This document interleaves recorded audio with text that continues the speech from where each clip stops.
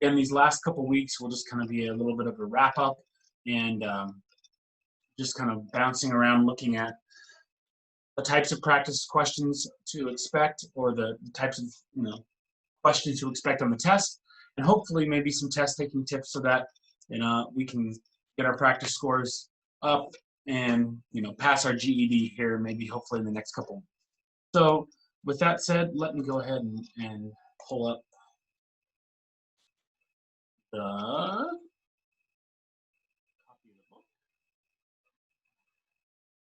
So, like with science, these last couple weeks, these lessons might run just a little on the short side, but I just want to stick to one lesson a day, just to not kind of overwhelm us and not just kind of run through topics too fast. So we'll just so just as kind of a reminder here, because this is the very beginning of the book and kind of the first section they go over, but it serves well as just a review. When it comes to the different content to expect on the test, and I know I've talked about this a little bit, but I haven't maybe explicitly laid it out, civics and government makes up by far the biggest chunk of the test, which is why I spend the most time going over it. So 50% of the whole test is content that's related to civics and government, 20% is U.S. history, 15% is economics, and 15% is geography and English. I think we'll start summer quarter. If you're still around and taking social studies classes in the summer, we'll probably start with economics because we didn't get to it. It's such a small chunk of the test that I'd rather just focus on the social studies practices and the different things. But anyway, there's just kind of the breakdown, just so you kind of have that in mind going forward of what is the content you really need to be familiar with. And then what we're going to kind of start with today, and this is the section that we're going to look at, are some of the different skills needed when we are talking about the social studies. And a lot of it is reading related stuff, right? It's a lot of the same stuff that we talk about on the reading test and skills that you need to be successful there. So, working on this stuff is going to help you in social studies, but it's also going to help in reading, and it's going to help in science as well. So some of the practices, and I don't necessarily know if this is the order we'll go in, but determining main ideas, inferences, hypotheses, and conclusions, analyzing words, events, and ideas, analyzing author's point of view and purpose, evaluating author's reasoning and evidence, analyzing and integrating relationships within and between social studies materials, data and statistics, reading charts and graphs, and then just like science with what we did last week, talking about measures of central tendency, mean, median, mode, range, that kind of stuff. So we'll get to a little bit of math probably next week with data, statistics, charts and graphs, that kind of good stuff. But again, today, I'm just going to scroll down here, and if you're just joining us, make sure you sign in the chat with Caleb. And then we're just as a refresher, or to reiterate what I've already said, we're going to losing my place here. These next couple weeks, we're going to go through this social studies practices section of the book and just talk about some different things that you need to know on the social studies. Hopefully that sounds all right. That said, if you do have specific things you want to make sure we do go over in the next 2 weeks before we take a little break, just message me. Message me in class, send me an email. If there's anything that anyone wants to go over and we haven't gone over it, just ask and we'll do it, okay? So today I want to talk about central idea and drawing conclusions. This is something that comes up a lot. If you are in class often, which both of you tend to be, you've probably seen lots of questions and heard me talk about this a lot. So this isn't something new or kind of revolutionary. And I'll spend less time explaining it and more time looking at some practice questions. But again, just determining main ideas of passages, and then you know, being able to pinpoint the difference between what is a main idea and what is a detail or an example that's pulled from. And so we're not going to do these practice questions. These are pretty straightforward and a little too easy, so I don't really want to do that. But the other thing that we'll talk about too is conclusions. And again, we've talked about that before. So sorting out the difference between main idea, detail, and conclusion, those three things are really the big takeaway from this lesson. If you leave class with just those three things, you're going to be fine, right? So I feel like we know what a main idea is, right? A detail is just a piece of information pulled directly from the passage that is nothing more or less than just a fact or something that is specifically mentioned. And a conclusion and how it differs from, say, a main idea. A main idea is just a summary, basically, of whatever we're talking about. A conclusion is typically a thought or an assumption or something that is made after reading it and then applied to something outside of the passage. So conclusion is not something that's typically mentioned directly in the passage, but it's something that after looking through the passage, we can say, based on reading this, this seems to be true or whatever. So let's, with that said, let's just talk through some practice questions and kind of pull some different things up as we go. So first three questions, I'll deal with this paragraph. So we're going to have questions about, and this is, I like these three questions here because the first question talks about main idea, second question talks about details, third question talks about conclusions. So they lay out very clearly the difference between the three things. All right. So go ahead and read the passage or listen along as I read it. Either way.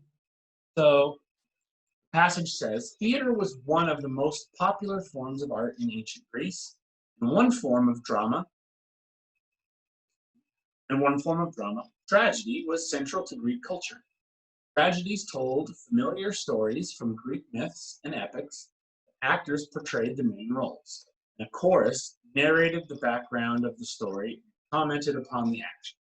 These serious dramas centered on a main character who displayed exceptional attributes, but also had a tragic flaw that caused his downfall. This flaw was often hubris, which is excessive pride or overconfidence. So, the first question just simply asks us, which of the following is the topic of the paragraph? In other words, what is the main concept, the main idea of what we just read? Okay. So, four choices. A, the superiority of Greek theater. B, the standard forms of Greek drama. C, the characteristics of Greek tragedy. Or D, the most popular Greek tragedies. Okay, so, as always, as you're reading through them, lump them into two categories. Either do they seem like maybe they're going to be possible right answers, or are they for sure wrong answers, right? So try to throw away as many obvious wrong answers as you can. Okay, so for me, the first one I'd get rid of would be A, the superiority of Greek theater. Okay, it doesn't talk about Greek theater being better than Roman theater or Italian theater or German theater or whatever, right? And those are kind of bad, right? But my point is they don't compare Greek theater to theater from other times or places. That's not what this paragraph's talking about. So it's definitely not A. Okay? Between B, C, and D, see if you can find one more that you would throw out. Standard forms of Greek drama, the characteristics of Greek tragedy, or D, the most popular Greek tragedy. So similar to my reasoning for number one, for A not being right, I would also say D, the most popular Greek tragedies. It doesn't talk about specific Greek tragedies. In other words, it doesn't list titles and say, this was a popular Greek tragedy, this wasn't, or blah, blah, blah, blah, right? It's just talking about tragedies in general. Okay, so it isn't D. So look at B and look at C. The standard forms of Greek drama, or C, the characteristics of Greek tragedy. Which one of those seems like the best fit? Okay. When I do this with students, oftentimes people gravitate to B, the standard forms of Greek drama. The problem with B is this whole paragraph is only talking about one type of Greek drama, right?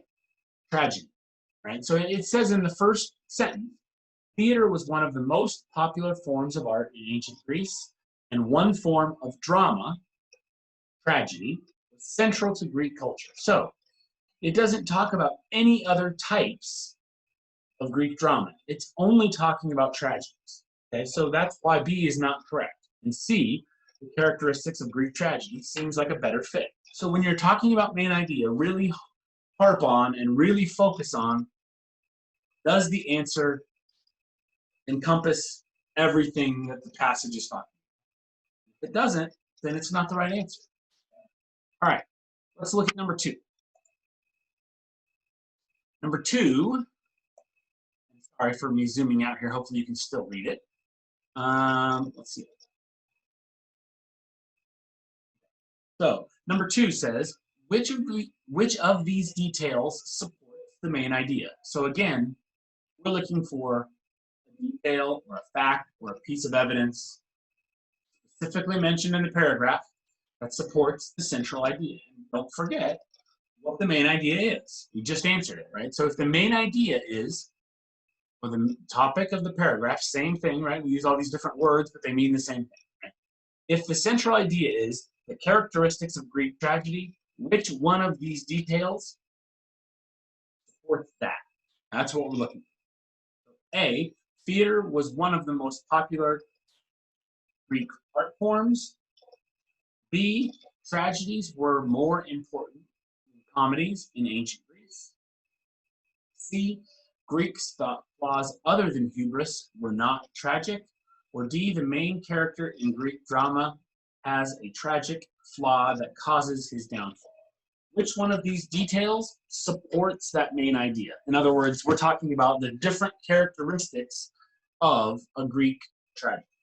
So, for example, B would be the first one that stands out to me as being particularly a silly answer. B isn't right because why? There's no mention of comedy. It's not comparing tragedies and comedies. It's not saying one is better than the other. Comedies aren't even mentioned. So B totally doesn't apply, right? So with that said, hold on, I'm just pulling some stuff up here real quickly, so bear with me.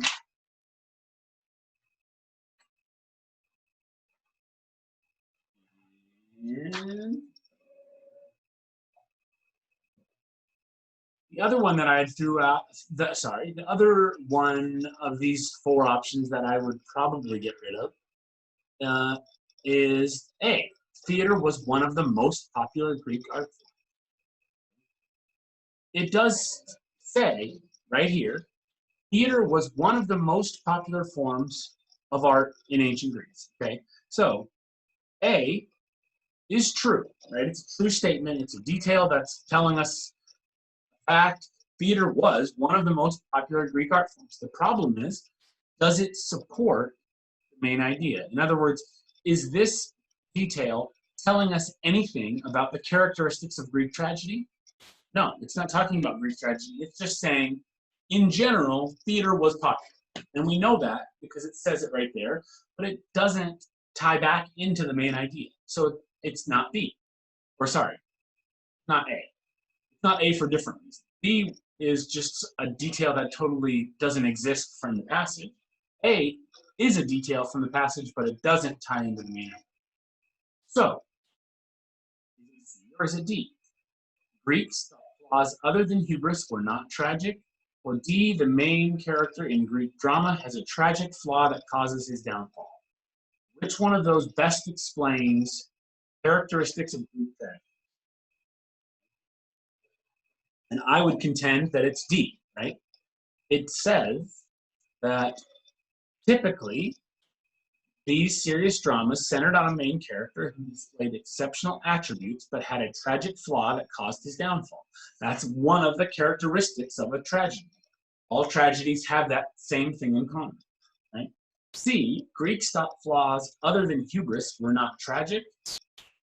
Well, it mentions hubris. It says this flaw was often hubris, which is excessive pride or overconfidence. But it doesn't say anything. This again isn't something mentioned. It doesn't say Greeks thought flaws other than hubris were tragic. You might imply that based on this sentence, but it's not a detail that is directly stated, and it's not something that supports the main ideas. D is the only one of these four options that describes the different characteristics of Greek tragedy. All right, that was probably too much time spent on that question, so let me try to use a little less time on number 3. Okay, so I'm going to I don't think I'm going to zoom, unless I need to. I think I'm just going to stay zoomed in on 3, and if we need to go back to the paragraph, I just want to make sure. So number 3 says, we had a question on main idea, we've had a question on details, now we get the question on a conclusion. Which of these conclusions is supported by the paragraph? So here are 4 different conclusions that we could come to after reading that paragraph, but which one of these 4 is true based on what we read? Okay. A, ancient Greeks did not expect to see an original story each time they attended the theater. B, playwrights in ancient Greece also wrote myths and epics. C, tragedies in ancient Greece were judged on the basis of how serious their stories were. Or D, only highly cultured people attended tragedies in ancient Greece. Okay. So, these are 4 kind of interesting options, right?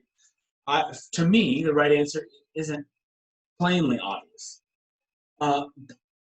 One that is plainly false or wrong for me is D, just by the way it's worded, right? Only highly cultured tragedies in ancient Greece. It's just kind of a loaded statement that's phrased in a way that seems obviously false, right? First of all, they don't talk about anything like that. They don't talk about who goes to the theater, right? And it's highly opinionated, which, again, is always suspect when you have something that's phrased in a way that's very opinionated. Oftentimes it's the wrong answer. Not always, but just be on the lookout for that, right? So D stands out to me as being wrong. So I'm going to toss D right away. Okay. The other one that doesn't seem to have any viability or any truth based on the information they gave us is tragedies in ancient Greece were judged on the basis of how serious their stories were. So if I zoom out a little bit, it does talk about them being serious. It says these serious dramas centered on a main character. It doesn't say anywhere in here that tragedies were judged, or like if it was more serious, it was better, right? It doesn't imply that. It just says they were serious stories. It doesn't say anything about whether or not they were judged more highly, if they were more serious, or if they were thought of less, if they were liked less, or thought of lower if they weren't as serious. It doesn't say that. Okay. So it's not a conclusion that we can make. It's not something supported by what we read. So, A, ancient Greeks did not expect to see an original story each time they attended the theater. B, playwrights in ancient Greece also wrote myths and epics. So, again, this is a tricky one, and it's tricky because neither stand out as being really on, there's not an obvious right answer, at least I don't. It doesn't talk about playwrights. Right? I don't see anything in here about, the only mention of myths and epics is right here, where it says, tragedies told familiar stories from Greek myths and epics, implying that Greek myths and epics were old, right? Older things that these playwrights are retelling in the form of tragedy, but it doesn't say that the playwrights also wrote myths and epics. It implies myths and epics were older and were created by other people. So B doesn't seem like a conclusion that we can make. And the key to finding the right answer here and to figuring out why A is actually the right answer is right here. Tragedies told familiar stories. That's it, right there. When something is familiar, what does that mean? It means there's stories these people already know. So it's the answer lies in that one word. And if you don't see that or you don't pick up on that, it's going to be hard to figure out the right answer, right? Unless you just go by process of elimination. But the fact it says tragedies told familiar stories implies that ancient Greeks did not expect to see an original story each time they attended the theater. And they went, when you go to see a tragedy in ancient Greece, typically everyone knows what's going to happen. Everyone knows the story. It isn't new, right? It's like watching a revamped version of a movie you've already seen, right? So when fill in the blank, right? Any movie that's been redone, right? You go to see the new Lion King. It's not like it's going to have a twist surprise ending. Okay? You know the ending, but a lot of people still watch it, right? Same thing here. Everyone knew the story, but it was the retelling of it that was interesting. Okay, so A is the right answer. So now let's look at questions 4 and 5, and then we'll call it a day. So questions 4 and 5 deal with this little chart here. And around on my screen so that I can see it more clearly. So,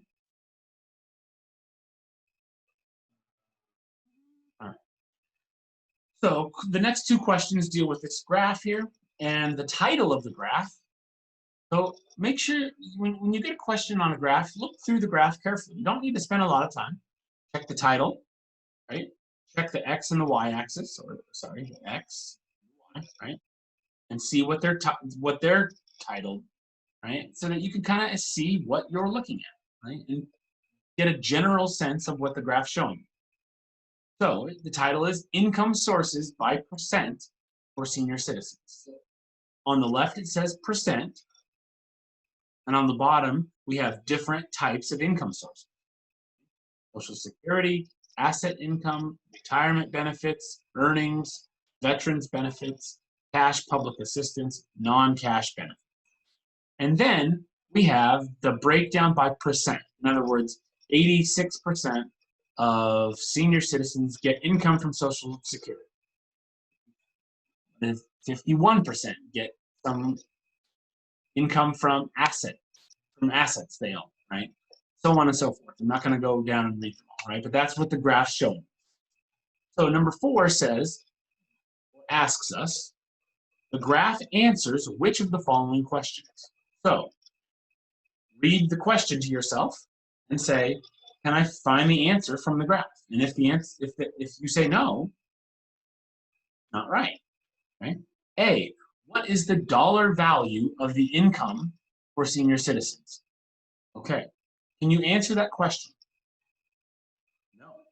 There's nothing on here about dollar value, right? We don't know how much money they're talking about because the graph doesn't show us a breakdown by dollars, right, or dollar value. They're talking about percent of income, right? So everyone's income is going to be different.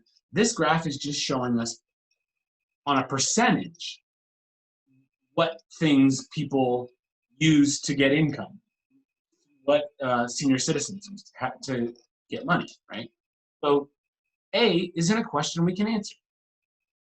B, how much do senior citizens have in savings accounts? Can you answer that question based on the graph? No, for the same reason. There isn't anything about money on here in terms of assigning a value, right? We don't know how much money senior citizens have in savings. C, how many senior citizens are dependent upon veterans benefits for their retirement incomes? How many senior citizens are dependent upon veterans benefits for their retirement? Can you answer that question? That's tricky. Veterans benefits is on here. But is there anything on here about number of people? We don't know how big the survey was. We don't know how many senior citizens are dependent. We do know that veterans benefits only make up 3.7% of income sources for senior citizens, right? But we don't know what that means in terms of a number. We don't know how many people that represent. So you can't answer it. The only one that we can actually answer is D. Where do the incomes of senior citizens come from? Well, they come from Social Security, asset income, retirement, earnings, veterans benefits, cash public assistance, non-cash benefits. That's a question we can't answer. So easy as that. And then lastly, let's do this one real quick so we don't run over. Number 5 talks about conclusions again. And it says, which of the following conclusions can be drawn from this graph? A, more senior citizens need to continue to work in order to make ends meet now than in the past. Is there anything on here that makes that likely? I would throw it out. B, Social Security benefits are the most widespread means of support for most senior citizens. Social Security benefits are the most widespread means of support for most senior citizens. Now, I don't know if that's worded properly, if they should have most there, but B seems pretty right, or pretty likely that it's going to be the best answer, right? We know that Social Security makes up 86% of income sources for senior citizens. So it seems to be the most widespread. So B seems pretty good. C, senior citizens who receive income from veterans benefits also receive benefits from assistance. We don't have that, that's too specific. We don't know that people that receive veterans benefits also receive this. They might, but that's not what this graph is showing us. That's not what the study that was done and represented in this graph is dealing with. So it's not a good conclusion. Indeed, senior citizens who do not receive Social Security benefits get income from one or more other sources. Could be true. Again, this graph isn't specific enough to show us that that's verifiably true. So B's the only one that makes sense. So go with it. So that's all I've got for class today. Sorry, I want to end abruptly so I don't run over. Make sure you tune into reading at 12:15 with Martin if you need help with reading, or science at 1:15. And then again, if you do have stuff you want to go over social studies wise in the next couple weeks, just message me however and let me know so that we can go over it. Otherwise, we're just going to kind of run through these different types of questions. That's all I've got for today. I'll see you next time, and until then, have a good one. All right. See you, everybody.